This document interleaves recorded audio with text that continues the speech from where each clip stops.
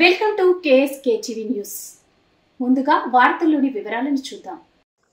హోంమంత్రిని కలిసిన టీడీపీ గుత్తి ఇన్ఛార్జ్ గుమ్మనూరు నారాయణ అనంతపురం నగరంలోని Madakasira MLA MS రాజు స్వగృహంలో శనివారం ఏపీ రాష్ట్ర హోంశాఖ మంత్రి వంగలపూడి అనితని, గుంతకల్ ఎమ్మెల్యే గుమ్మనూరు జయరాం సోదరుడు టీడీపీ గుత్తి మండల ఇన్ఛార్జ్ గుమ్మనూరు నారాయణ మర్యాదపూర్వకంగా కలిశారు.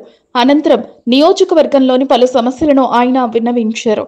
సమస్యలు విన్న హోం మంత్రి వాటిని పరిష్కారానికి కృషి చేస్తానని తెలిపారు. ఈ కార్యక్రమంలో గుత్తి మండల కూటమి నాయకులు పాల్గొన్నారు.